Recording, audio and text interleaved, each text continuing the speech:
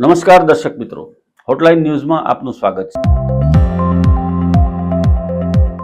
SIR એટલે કે સાર એની જે નોંધણી થઈ રહી છે, મતદાર યાદીઓ નવી બની રહી છે, એની અંદર ગુજરાત વિધાનસભાની બેઠકો ઉપર મોટી ઉથલપાથલ જોવા મળી રહી છે। ખાસ કરીને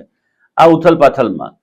ઘણા મત વિસ્તારો એવા છે કે એમાં મતદારોની સંખ્યા વધી રહી છે, તો ઘણા મતદાન વિસ્તારોમાં મતદારોની સંખ્યા ઘટી રહી છે અને રાજકીય પક્ષોના ગણિતો પણ ખોટા પડે એવી સંભાવના છે। ખાસ કરીને અમદાવાદ, સુરત, વડોદરા અને રાજકોટ જેવા શહેરોની અંદર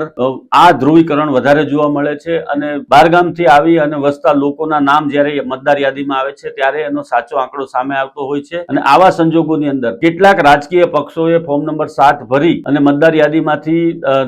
નામો રદ કરવા માટેની પણ કવાયત શરૂ કરી દીધી છે। એટલે ટૂંકમાં કહીએ તો સારની કામગીરીને કારણે ગુજરાતની મતદાર યાદીમાં મોટી ઉલટફેર થશે અને એની સીધી અસર રિઝલ્ટ ઉપર પણ જોવા મળી શકે છે અને રાજકીય પક્ષોમાં હાલમાં આ મુદ્દાને લઈને ચિંતા જોવા મળી રહી છે।